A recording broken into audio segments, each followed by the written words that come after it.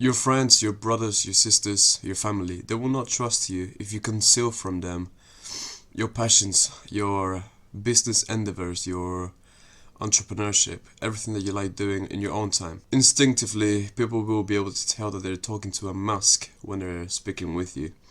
They might not realize it on the surface, but they will surely know deep down inside, and it will cause some sort of bias against you already, where they don't think you're truthful and they don't really want to entrust you with deeper conversations or deeper responsibilities in which we thrive. And the reason I'm talking about this is because when I was a bit younger, I used to have all of these insecurities or worries about the things I was passionate about, the things that I liked. I really enjoyed basketball and I really enjoyed anime.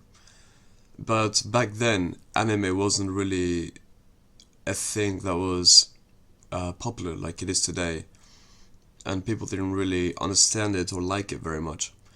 And so I was scared of being judged for something that I liked. Eventually, I spoke more about it, but I firmly believe me and my friend spread it across our entire school, and then our entire school were pretty much like us. So that's a great thing. And now it's almost the entire world has watched at least one anime or one Studio Ghibli film. Anyways, recently I've entered a more entrepreneurial mode where I've been trying coding, I've been trying writing books, and a few other things as I am working and living my other non-entrepreneurial life. And it's been hard to kind of put them together. And many friends ask me, where am I, what am I doing, and why I'm so kind of distant lately. And then I speak of the things that I've been doing, and then I spend meaningful time with them instead of idle chats and idle moments where we do nothing really.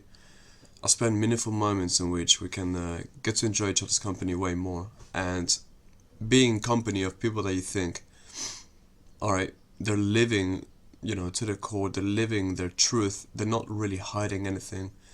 Well, have a secret or two, but you know what I'm trying to say. Like, don't pretend to be somebody that you're not.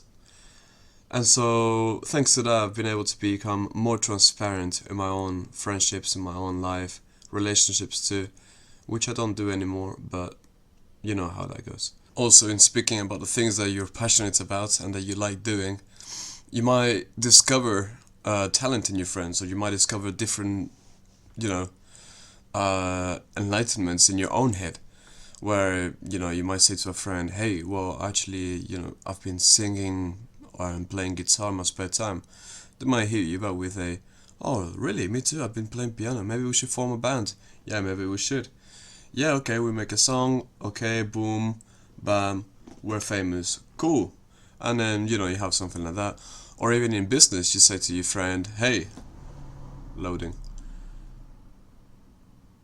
lately I've been selling products online. Oh, really? Well, I've been making websites. Damn. Yeah, do you want one? Yes, I would like one, please. Oh, cool. Shall we make a business together? Yes. Boom. Another. Apologies for the delay. I was trying to load up on the moment, on the spot in New York, I'm in Little Rock. But besides from those benefits of being able to find something that you might be able to work with your friends, or work on with your friends, you might also find peace in your heart, knowing that there's nothing that you're hiding or nothing you're keeping secret. And if you want to surprise them, for example, like I said, I'm writing a book. So I've told them that I'm writing a book, but I didn't share with all of my friends, the chapters that I've written so far. But you might say to them, I'm writing a book, I'm planning on ending it, in this month. This is the steps I'm going to take in order to finish it on my deadline. However, I'm not going to show you, as a surprise. You can read it when it comes out, not for free, buy it. But yeah, and doing these kind of things, you might build some accountability, or you might build more color in yourself as well. And plus, if you're willing to inform and let others know of what you're doing, you might actually grow a deeper bond with it. I'll come up with an example. Let's see if it's good or not. Let's say you're in a relationship and Your girlfriend. If somebody asks you, you say that, yeah, we're dating, cool. However, you haven't shown your parents, for example. The moment that you tell your parents, hey, this is my girlfriend, or hey, this is my boyfriend, pleasure, we really like each other, we're gonna get married or whatever, it becomes more real when you let them know. The bond deepens, there's more involved. And sure, in an example like that one, it might cause more stress thinking about, oh, what if it doesn't work out? Everybody knows already. But in a sense, that stress is something necessary to test you to see if you're willing to pull it off, to put in the effort, to do what's needed to do or to be done. So yeah, I wanted to talk about this so that, if you have something that you enjoy doing, since you enjoy doing it, I'm sure you can find a way of making it more than just a hobby, making it something substantial. And it doesn't have to be immediate. Like me, I really enjoy writing, but I'm not going to make money straight away from it. So what I'm doing is I'm writing a book now. If this one doesn't work out, I'll write another one, and then I keep on improving, and I'll try to eventually be a very good writer that sells very well. I'm letting people know that I enjoy doing it and that I like doing it and that I am doing it, so that hopefully I don't give up halfway through, or I don't give up too early when I could have done something great but didn't, by making it more official. Or if I am gonna give up, I will give up earlier by dismissing it like, oh no, I didn't really care, which would be an excuse for me.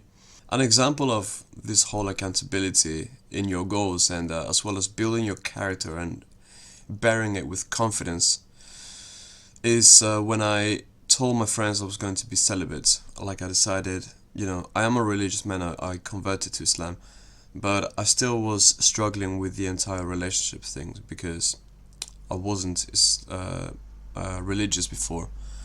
And so, I had relationships and, all of this stuff. But I really struggled getting into the entire keeping me to me and not indulging in those pleasures. But I finally came to terms with it, and I thought, all right, I'm celibate. I'm just not going to mess with anybody like that until I find something sustainable for myself, really sustainable, or matter of fact, rich. And I found a woman that I want to marry, and then when I find those two, then I can proceed, have babies, all of this stuff. So yes, I told all my friends, hey, I'm doing celibacy. If you ever see me with a girl, don't think that I had a change of mind or a change of heart. I've believed this for a long time in my life, but I never managed to take a step forward. So now I'm telling you, I am celibate. If you ever see me with another woman, it's because I failed myself and I gave in to temptations. And I failed my word to you and to myself. So please, if you ever see that, don't be friends with me any longer. For I am a man that you cannot trust. Something like that, right?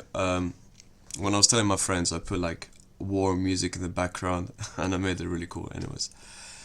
And yeah, it's just a way of keeping accountable and being more truthful and confident to the things that you stand for. And there may be people that react negatively to things that you reveal to them from yourself. But don't be discouraged, don't be disheartened. It happened with my own brother, I showed him my new habits, my meditations, my breathing, all of this stuff that I tried, that I was mewing, different things. And he wasn't very like supportive. He kind of bullied me a little bit, but it's fine if you stick to it long enough and you show them that you're honest about it and that you're not willing to give it up and it's a part of you. It might just be that those people that have lived with you a long time, like my brother, all of my life, just had a strong image of you, and perhaps they were it, or perhaps they just they weren't used to it, and so they didn't react in a favorable way right away. But assume, like Jordan Peterson says, assume ignorance before malevolence. It's something that gives you a lot of peace. The same thing happened to me with religion. When I told my family that I converted to Islam, I come from a non-Islamic family. they were mostly alright. You know, my uncles, my aunties, my grandma, my cousins. But my parents expressed a bit of worry. Yeah, they didn't really approve too much either. And now that's been a little over a year. They finally, you know, come to terms with it. They saw that I wasn't going to change. We had a little bit of quarrel here and there, a little bit of discord, but they finally accepted it, and they've accepted my faith. Alhamdulillah. So yeah, these are just things that I wanted to talk about today. Stick to the things that you want to do. If it's not a member of family and they disapprove of you and then they kind of go against you and all of this stuff, feel free to just block them out. If somebody doesn't support you in your growth, then they might just support you in your misery, and you don't want something like that or somebody like that. That's all I wanted to talk about today. Just realized I had all these lights on my face. Hope you don't mind that. And yeah, much love. Strive to be 1% better.